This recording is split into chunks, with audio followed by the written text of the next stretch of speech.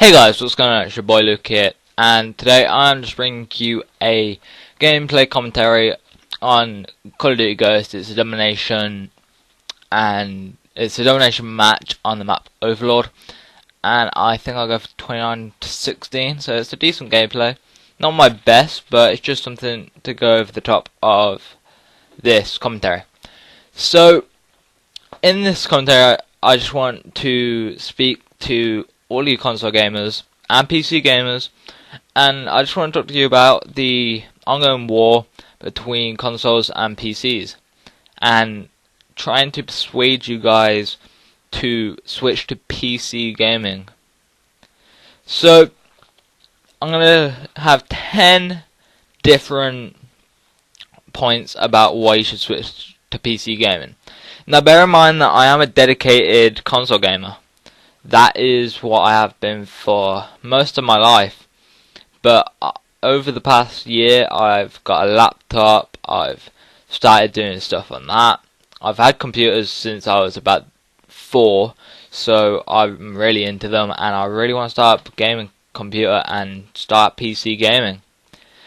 So, the first thing, the first pointer that I want to get across is PC gaming is going to be cheaper in the long run.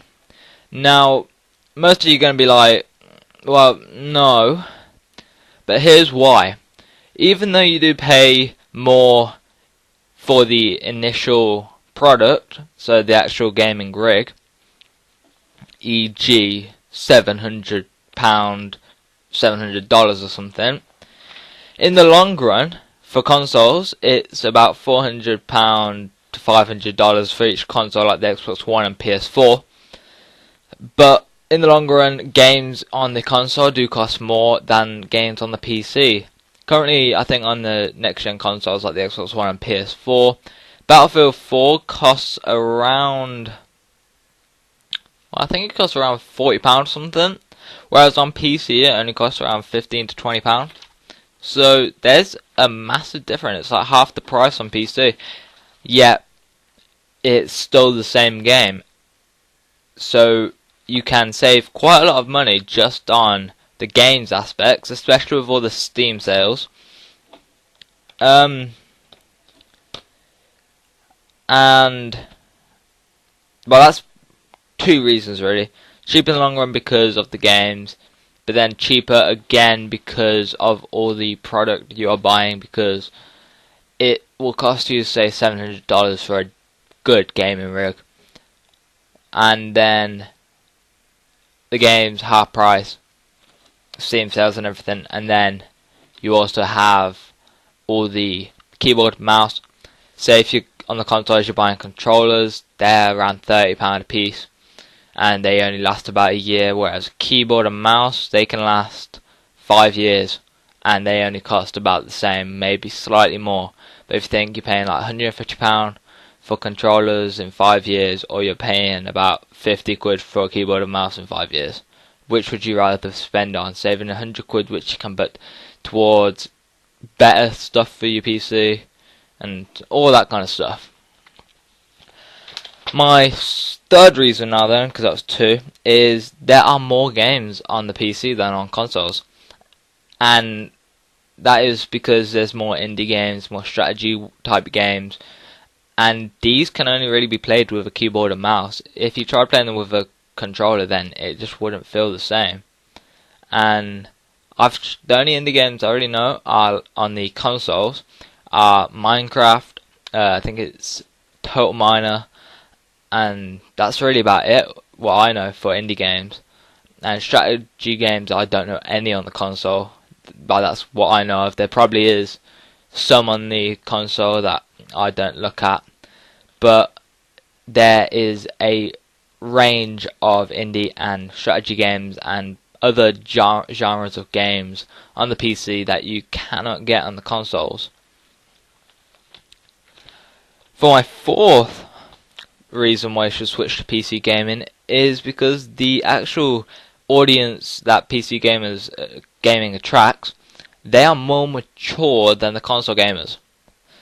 No offense to you console gamers, including myself, We are pretty immature. Like, there's quite a lot of 8-year-olds on here mouthing off. Quite even teenagers.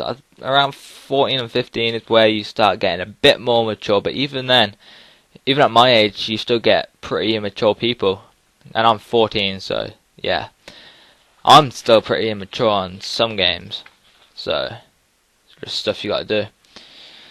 So, because like, if a 8-year-old went to their parents and went, "Mom and Dad, I want a gaming rig, I want a gaming PC so I can go up and start gaming on a PC," their parents would be like, "No, no, we're not doing that. It's going to cost you too much."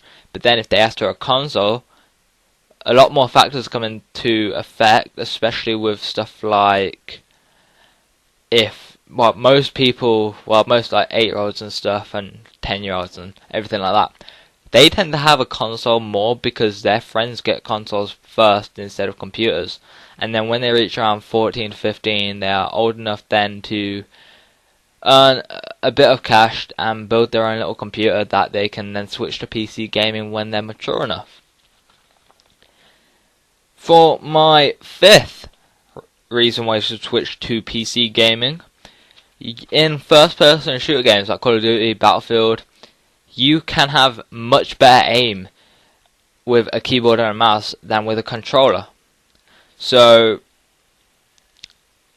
if you console gamers don't know this, on console they tend to use, on first-person shooters like Call of Duty and Battlefield, they use aim assist, whereas on PC there is no aim assist, it's fully you, but with a keyboard and mouse you're moving where you want it to move, and if you set the speed and sensitivity of your mouse to something good enough and something that you're comfortable with, then your accuracy can be 10 times better than on a console with joysticks, because it's where you want to do, where you want to aim and everything like that.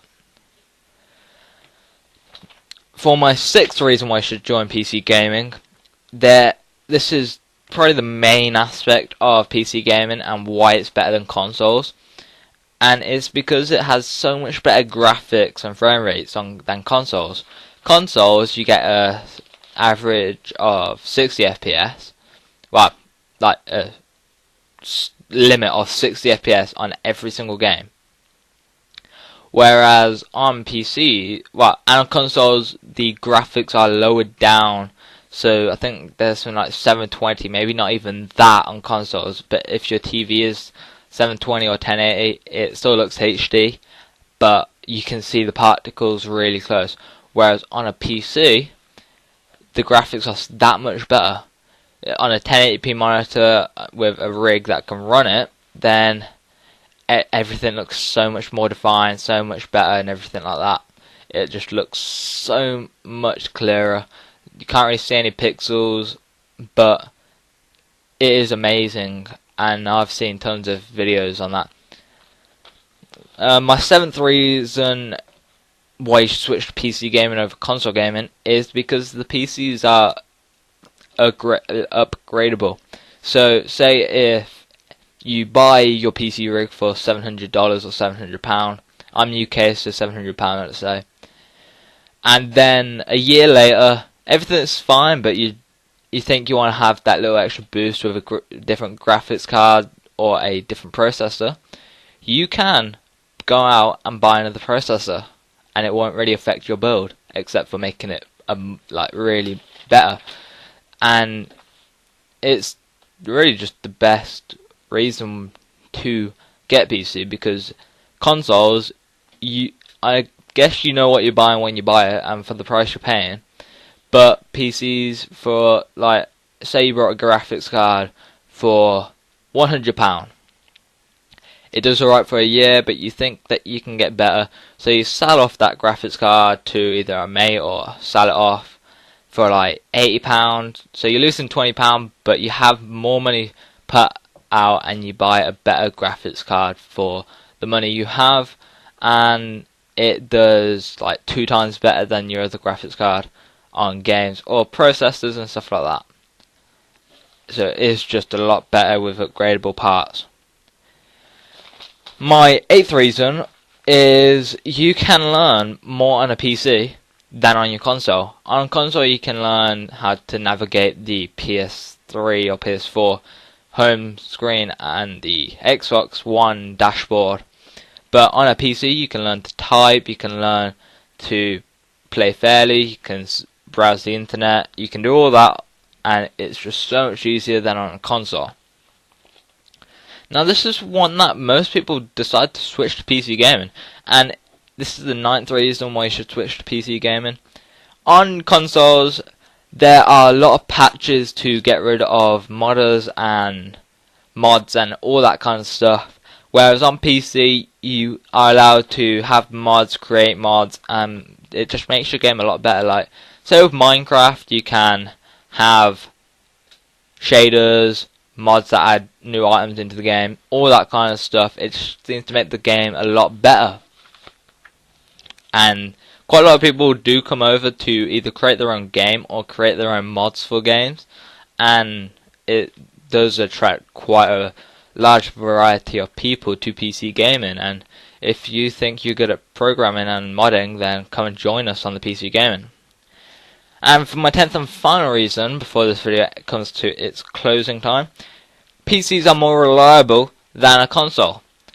A console can last 3 to 5 years at any one point, and then you will have to upgrade to the next console. Whereas a PC, well, and you can get like Red Ring of Death, Yellow Light on the PS3 or 4, and it's just not reliable. Whereas on a PC, if one part fails, then you can just change that part. And if you think like the Red Ring, you can just go into a store and fix it. Then, yeah, if it's not fixed within 3 weeks, then it's going to be destroyed. But it can always come back if it is fixed. Whereas if you get a new part completely, then it's just a win-win situation because you know that it won't break as often. Anyway, I'm going to be joining PC gaming in the next few months, and that's when I'm getting my grand PC rig. Anyway, thank you for watching this video. I hope you enjoyed it and it informed you, and remember to like the video, favorite so you can find it later on, and subscribe to the channel for more epic content. Peace out. See ya. Comment below as well. Bye.